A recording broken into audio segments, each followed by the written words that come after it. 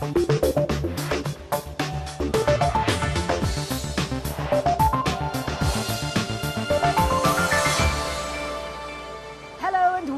to the programme. I'm Nima Abouardi and we're at the Gulf's biggest mall this week to see how hundreds of aspiring Emirati entrepreneurs get on when their business ideas are tried out on real-life shoppers.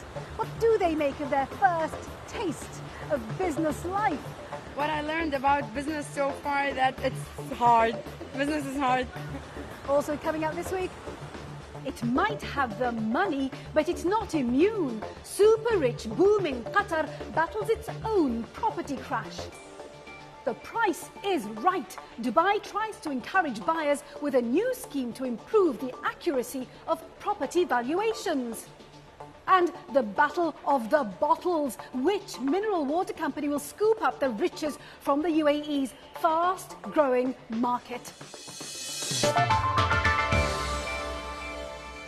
The Gulf state of Qatar is one of the richest in the world, and thanks to its oil and gas exports, its economy has been pretty much immune to the global financial crisis. But that's not to say that Qatar has been unscathed by the recession, as Stephanie Hancock has been finding out in the capital, Doha.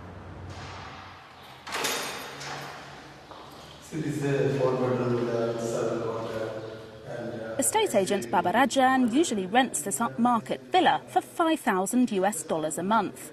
But these days he's struggling to rent it for $3,000. And if it stays empty, the owner will drop the price yet again. The dramatic price fall mirrors what's happening across Doha, where both rents and real estate prices have fallen by up to 40% over the past year or so. Baba Rajan says times are grim for estate agents. You see, Stephanie, is in 2008 and 9.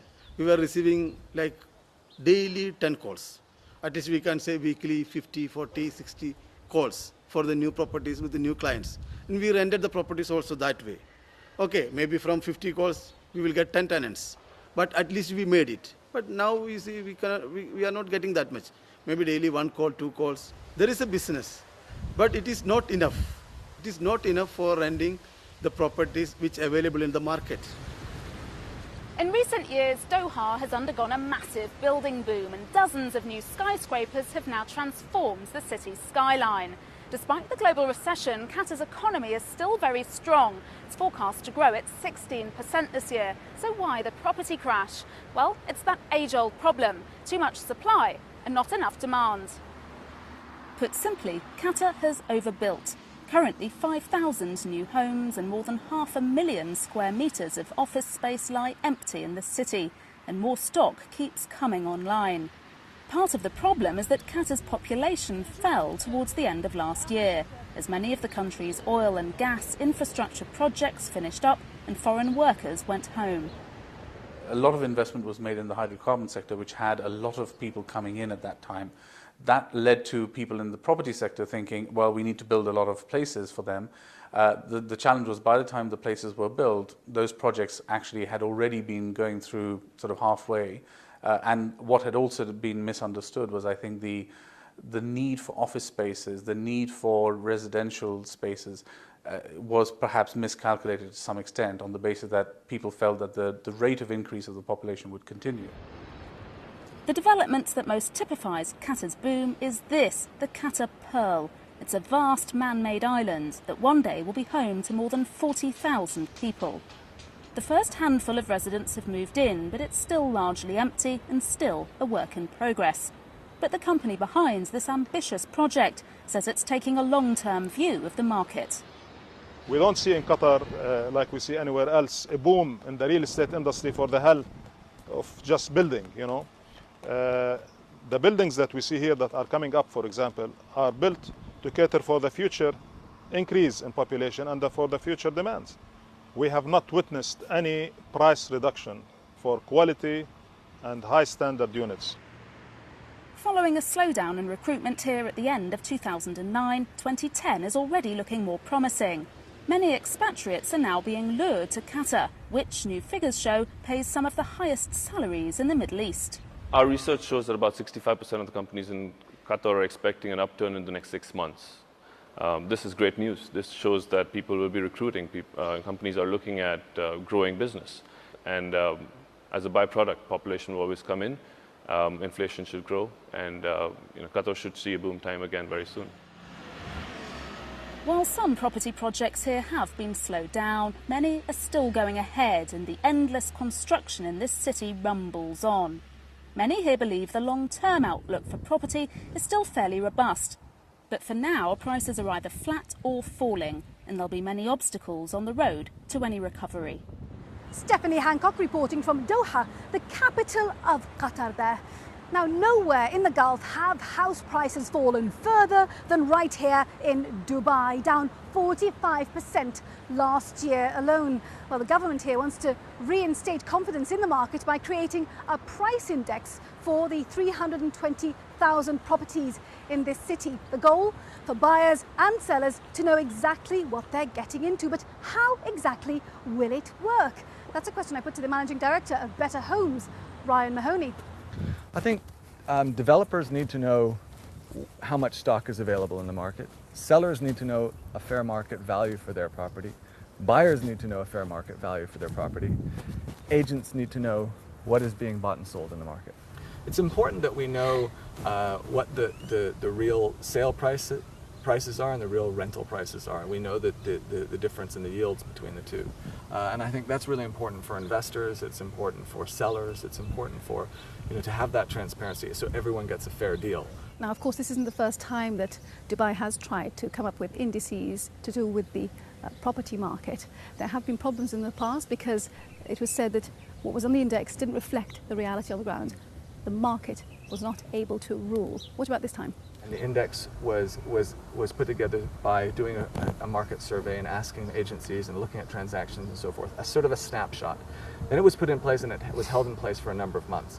Of course, the market changed during that period of time. Rents had fallen, and then tenants were coming back to landlords and saying, I'm looking for a lower rent, and the landlord was saying, hey, that's the rent that was set by the index. We have to be careful that this doesn't, set an index that isn't really reflective necessarily of the true market values. And then everyone uses that as true market value when it's known that it's not a true representation. Now, is this more about the government trying to fill an information gap that it has, or about helping your industry? I think that the interests are very sincere, and I really believe that, all the people that I'm dealing with. I think it's about helping the industry as a whole, helping landlords, helping tenants, helping real estate agencies and developers. It's just that the big issue is how will it be done logistically so that it's really credible, it has the buy-in of all the different players, and it isn't too much of a pressure on all of those players that it destabilizes things. Ryan Mahoney of Better Homes speaking to me earlier. Now, people who live here in the UAE drink more bottled water per person than anyone else in the Middle East, and it's expected that the market will grow by up to 50% over the next 3 years. All this means that there are rich pickings to be had. So, as the region's largest mineral water brands square off against each other for more market share, Philip Hampshire finds out which company has the bottle to be the biggest winner. It doesn't matter where you go in the United Arab Emirates, you'll find bottled water absolutely everywhere, from the marketplaces to the shopping malls to even in people's hands as they walk around the streets. And the reason is the country is one of the world's largest consumers of mineral water per person of anywhere in the world. And with the market set to grow, there's a big battle hotting up between the biggest businesses. Asahi is one of the biggest water companies in the Middle East. They're grabbing market share and pushing for growth, even against multinational rivals like Nestle and Pepsi. Right now, people in the Emirates drink the highest amount of bottled water per person in the Middle East, and consumption is still rising. But how do you brand yourself to keep customers interested? Asahi thinks the answer is to play up environmental credentials. That's difficult, though, when plastic bottles are an enormous environmental blight. One of the things that Asahi is doing with its plastic bottles is to make the wrapping that goes around its six-packs biodegradable. However, the company hasn't yet got the technology to make the bottles themselves biodegradable. That's their next big step. It's a lot of marketing strategies behind this. You might have seen this. We want to give more value to our customers by giving them more purity more quality, the best service and all those things. And apart from that, yes, we show to them that we care for your environment. That is what we want to protect ourselves, project ourselves in a premium way. But making its product biodegradable pushes up costs and may not be enough to keep rivals at bay. There's a very strong family culture in the Middle East. Herman Behrens runs a brand consultancy in Dubai. He's worked before with a Saudi water company on how to boost its business. He says the old methods of selling on quality, availability and price just won't be enough. What you're going to see is water brands moving away from the traditional sort of pricing, quality of the water distribution into creating what we call brand worlds, and actually creating experiences for consumers where where the consumer starts to relate to the brand on a level that is not just functional and physical, but is actually more emotional. Of course, the market isn't just about big players. In the Hajar Mountains, where Masafi is based, other smaller brands are also tapping aquifers and wells. At Emirates Water, Anzarul Haq is Quality Control Manager. For him, it's not just about growth at home. His bosses have international plans. We have the customer in Afghanistan. We are supplying the water in the US Army, US military and NATO forces in Afghanistan. Also, we are supplying the water in the Kuwait, US military. We are supplying the water in the Japan also. And we are going to gradually, it's going to be increased more and more customers. Within the United Arab Emirates, the company is pushing heavily to hotels, letting them sell its water with their own branded labels on. As you can hear, the factory here is quite busy. In fact, they're currently working 24 hours a day and still can't quite satisfy all the demand that's out there. So they're going to have to double the size of the plant. And that'll mean an extra 10,000 bottles of water every day. So the next time you order a water in a cafe or a restaurant, spare a thought for the battle that got the bottle into your hands. Philip Hampshire reporting there. We're going to take a short break now, and when we come back, we meet the young Emirati entrepreneurs getting a real taste for business. But will their ideas take off?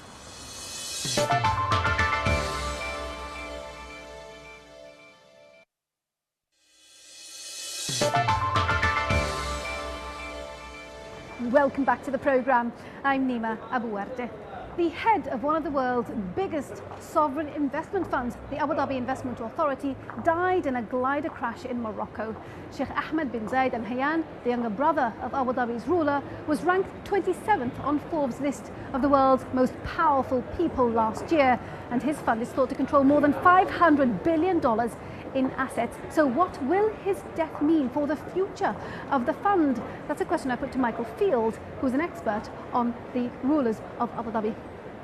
No, I don't think it'll make any difference. ADIA is a very professional institution. It's a very big institution. It's got a lot of very professional managers. It's been established for 40 years. And it's an institution. Unlike most bodies in the Emirates, it really does have a sort of institutional personality, and it's not dependent on one man, and it won't change. Who do you think will replace Sheikh Ahmed? There are several possible replacements, but my bet would be it'll be the ruler's second son, Sheikh Mohammed bin Khalifa, who is at present the director of the finance department of Abu Dhabi. He's on the board of ADIA.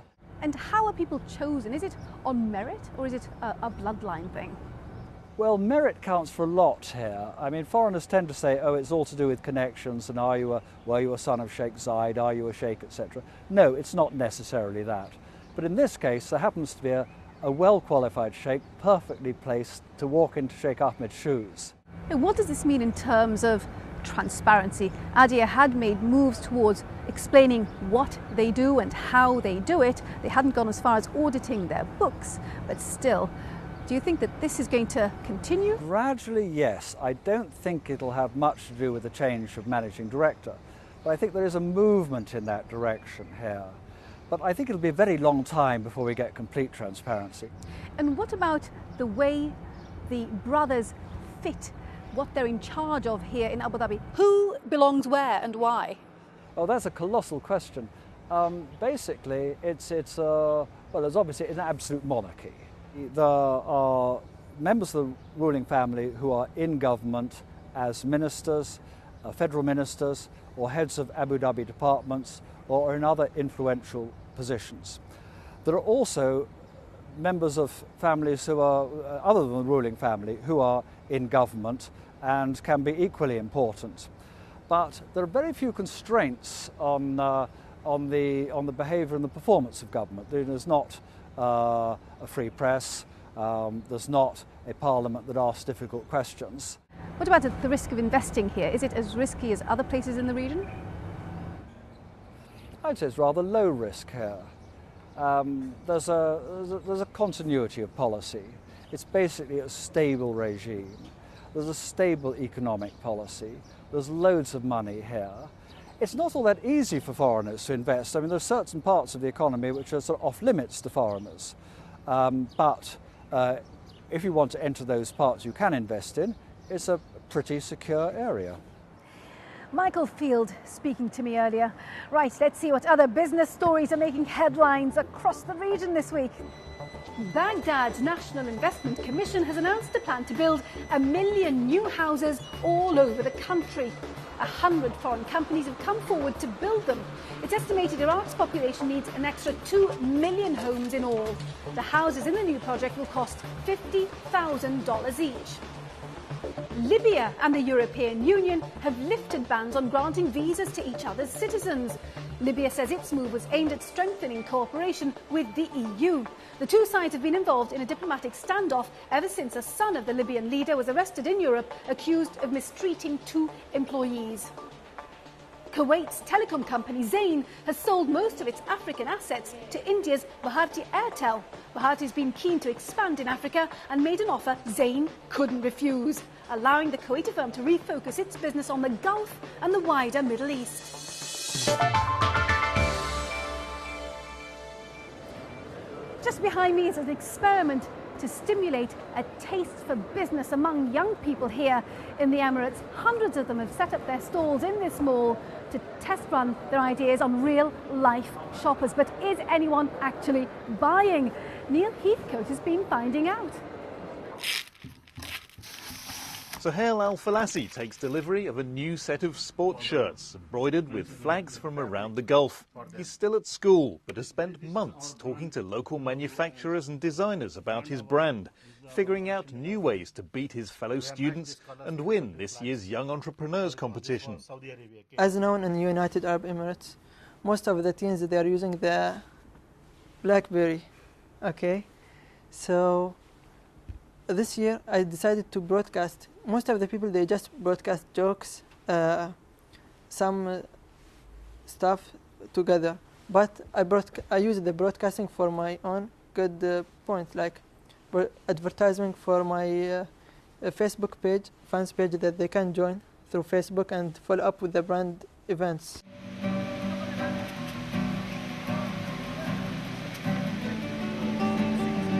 Over 1,000 students have signed up for this year's competition, and this is where they're putting their ideas to the test, with the cost-conscious, bargain-hungry shoppers at one of the world's biggest shopping malls. They have 4 days to build their stalls and sell their products. It's an acid test that will see them judged not just for their goods, but also for teamwork, environmental friendliness and creativity. If you can sell here, you can sell pretty much anywhere, but it's not simply who makes the most money that counts. It's all about pitching ideas, working your contacts and doing deals. Give these students a taste for business, goes the theory, and they're much less likely to turn to the government once they finish college looking for a job. Over here we're selling Superman shirts with retro design.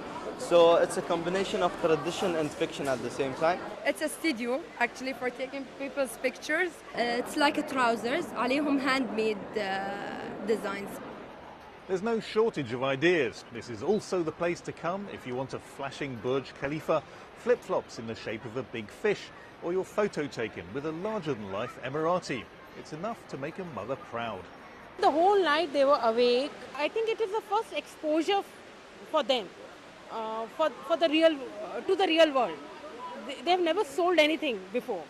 We're trying to inject this, as I said, entrepreneurship in their, at this age, so that they start thinking from this age how to start a business, and instead of to be employed and later stage, the risk will be lower. So when they are young, they try it and they go for it. So what does a first taste of business mean to these aspiring entrepreneurs? Do they really want to become business people once they've finished their studies? Businesswoman that makes money. Yeah. No, actually, I'm not thinking of business at all. Yeah, not considering it. But it's just for fun, you know. I didn't realize the cost of these products was so low. I was one of the victims before. I used to buy these things for a lot more. But now I know. What I learned about business so far, that it's hard. Business is hard.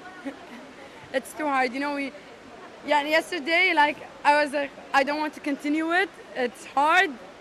I'm done with it. But today I'm here to continue my business. So a bit of a mixed picture then. But even if many of these students decide that corporate life is not for them, at least they'll have a clearer idea of what their future looks like once all the shoppers have finally gone home. Neil Heathcote reporting there. Well, I do hope you've enjoyed our programme. But before we go, let's see how the region's main markets finished the week. And remember, we'd love to hear your ideas for stories for the programme. Our email address is middleeastbiz@bbc.co.uk. Now, next week, we're looking at defence sales in the Gulf. It's one of the biggest markets in the world for high-tech weaponry. Until then, from me, Nima Abu Warde, and the rest of the team, thank you for watching. Bye-bye.